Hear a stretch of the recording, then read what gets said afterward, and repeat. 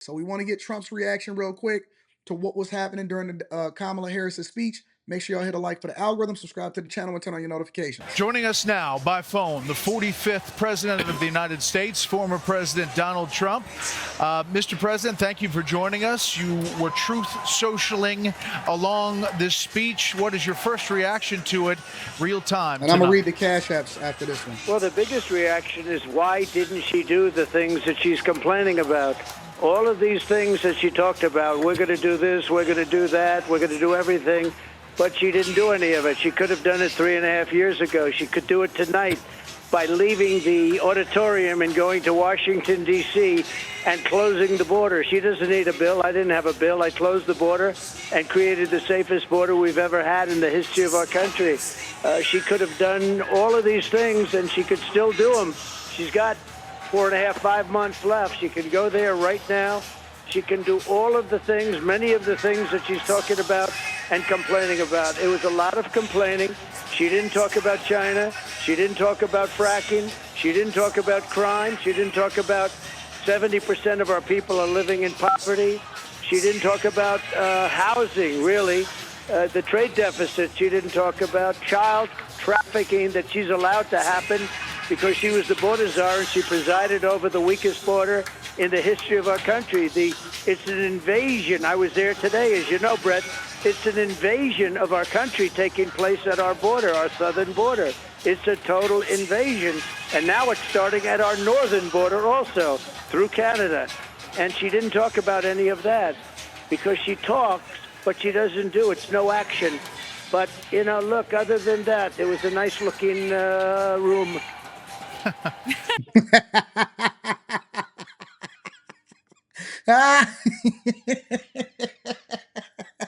Hey, even the anchors had to laugh.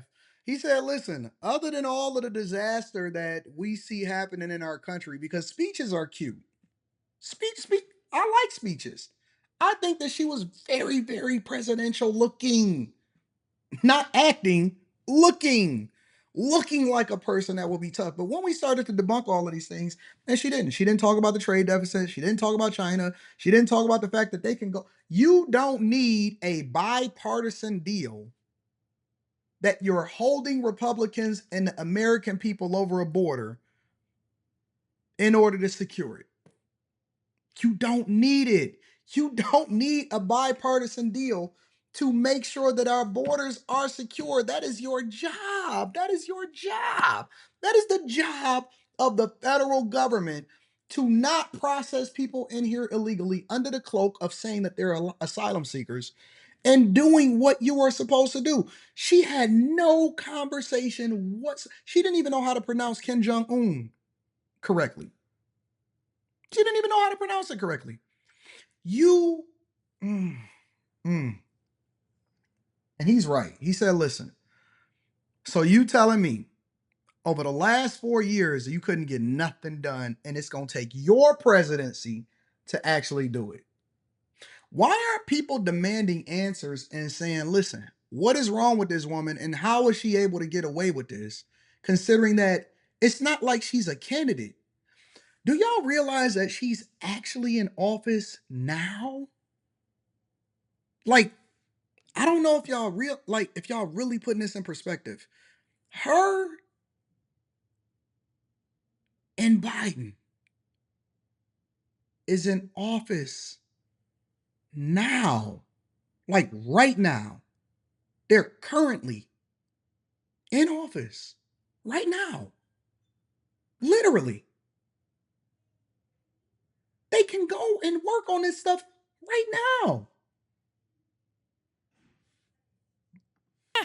Mr. President, Martha McCallum here.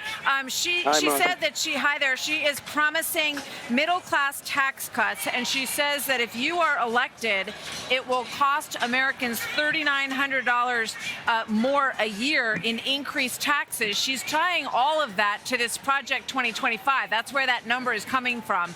What do you say to that? Well, she knows I have nothing to do with Project 25. They throw it out. A group of people got together. They did a thing. I haven't even seen it. I don't want to see it. I told them specifically, I don't want to see it. People know where I stand. I lower taxes. She's raising taxes. She's going to give a tax increase of 4 to 5 times what people and companies are paying right now. The country will go into a depression if they do it.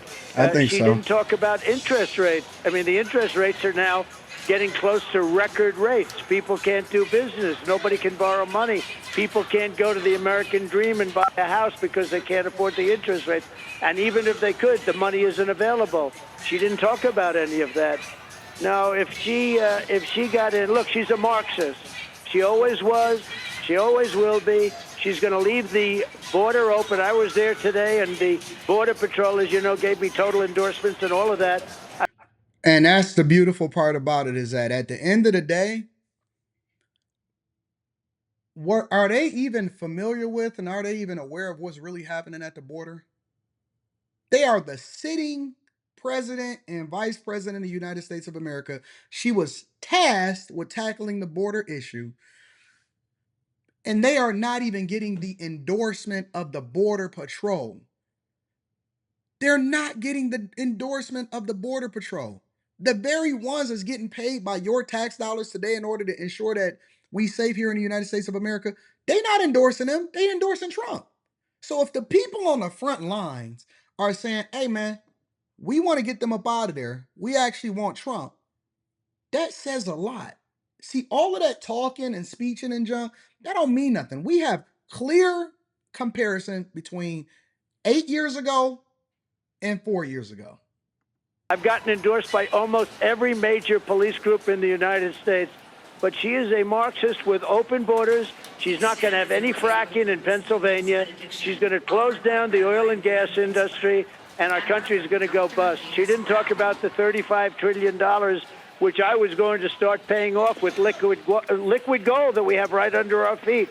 We were going to start paying off debt, lowering taxes still further. And, you know, she wants to raise the taxes on corporations.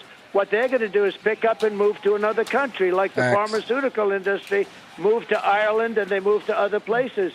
Many of these industries will just they're international companies. If she raises taxes like she wants to do on companies, there go those jobs. I'm more interested in the jobs than the companies. But there go those jobs. And what's going to happen, Martha, they're going to pick up, they're going to move to another country. They're going to pick up and move to another country where they're going to be promised taxes at half the numbers that she's talking about and more than that. Mr. President, on the issue of and people don't understand that it's a global marketplace. So when people say, well, I'm going to take over the firm, I'm going to take on the big banks and I'm going to take on the companies, man, don't you know that they can go anywhere? And it's places in this world that would love to have them there. And it's not going to even stop them from doing business in America. They just going to take their profits over to different countries. Immigration, Vice President Harris, like many Democrats in this hall throughout this week, have used the bipartisan Senate bill and your efforts to lobby Republicans not to move forward with that, to use the issue in this election as part of this speech. She said she will sign that bipartisan bill. And moderators, do not censor people that disagree with me. Let them rock and let them have their opinions. Chat lives matters. I am not the type of person. Again, let me emphasize this. I am not the type of person, as long as it's not overly disrespectful in the chat and people want to have a difference of opinion, let them rock. And I'm not saying that anybody is censoring anybody, because the moderators are doing a phenomenal job letting people have a conversation, letting people disagree, letting people saying what they want to say. We don't censor people over here. You can say whatever you want to say as long as it's not overly disrespectful and it's not attacking anybody that I love in particular. But outside of that, if you have an opinion about me, you don't like me, you don't like what it is that I'm saying, have at it. Engage, say what you want to say, but absolutely I stand on what I said and I mean what I said and I said what I mean. We don't censor people over here. Shout out to the moderators. The moderators been letting people rock. Shout out to the moderators. She, to your point, doesn't talk about executive orders that could have been launched in the beginning of the Biden administration. But how do you respond to that? And are you ready to debate Kamala Harris on September 10th? Let me just say this. Somebody said, what would you consider overly disrespectful? Don't talk about my kid. Don't talk about my family, something like that. You know what I'm saying? Like something that ain't got nothing to do with what we talking about. Like as long as you keeping it on what it is that we talking about and you keeping it on whatever the subject is, rock out. You got an opinion just like I got an opinion. Rock out. I mean, you know. Come on, we adults. We know what being overly disrespectful is. You know what I'm saying? So, rock out. Do y'all thing. What you heard tonight. Well, number one debate on September 4th at Fox, and she turned it down because, as you know, Brett, I was willing to debate with you and Martha. I was going to debate on September 4th. She turned it down. And I'm willing to debate on, I don't like ABC. I think ABC is probably the worst of the group, but I'm willing to do ABC. I was willing to do CNN with Joe Biden, and you saw what happened there. I mean, CNN does not treat me or Republicans very good. But I was willing to do it because it was the only way I could get to debate him and ask him how that turned out. But look, I am willing to debate, and I think we should do much more than one debate. But you know better than anybody, I'm ready, willing, and able because I told you yes, and she turned you down. And on the immigration issue? On the immigration, it's very simple. The bill was horrible. It would have allowed millions of people to pour into our country. Would have been horrible. It was a horrible bill. It was a joke. She doesn't need a bill. I didn't have a bill. I closed the border. I had the safest border in the history of our country. I closed it up. As president, now she'll have to get Joe to do it, but she could probably have a lot to do with that, right? Now Joe's missing. He's on a beach in California. But you know what? All she has to do, or all he has to do, is say, I want to close the border. The border is closed as of now. They don't need bills. They don't want to close the border. I stood at the border today in 100-degree weather, and I will tell you, it's a dangerous place. And I was being told by Secret Service and a lot of other law enforcement, sir, it's really dangerous here. I think it's time to leave. You wouldn't believe the things that I saw at that border. She's the border czar. Now she wants to deny that, but she's the border. In any event, she was in charge of the border. She's the worst border czar in the history of the world. There's never been a border so unsafe as this one. 20 million people have poured into our country, many of them from prisons and jails, from mental institutions and insane asylum, and record number of terrorists. And other countries are releasing their prisoners from their jails. They're emptying out their jails into the United States of America because of her incompetence and her bad border policies. She is a horrible, horrible person to run this country. We won't have a country if she gets elected. Let me ask you this, sir. There has been a huge appeal and momentum. Check this out. Somebody said this. I watched him. It was boring. Do y'all want to be entertained or do y'all want to actually have safe borders? Why do y'all need fun games, twerking? Um, like what is it with this? Oh, I want to be entertained. I want to be all of that stuff. I don't understand that part. Why is that a thing? Are y'all more concerned about policies and what's best for your family? Or do y'all want like real substantive conversations that's going to actually give you an opportunity to talk back and forth about whether or not it's going to actually help you? Are y'all focused on cheers or are you focused on your finances? Are you focused on cheers or are you focused on whether or not you're going to have open borders and apartment buildings is going to be taken over in Denver? What is wrong? Well, like, why is that a thing? Why do y'all need to be attention span? What is wrong with our people? We are too old to still talk about, I don't know. Let me finish. Let him say what he's saying. For women voters, she's trying to pull the youth vote, the Hispanic vote, the black vote back in her direction. Polls show that she's having some success in that at this point. So what are you going to do? What's your strategy to rebuild the momentum that you had with those voters? No, she's not having success. I'm having success. I'm doing great with the Hispanic voters. I'm doing great with black men. I'm doing great with women Facts.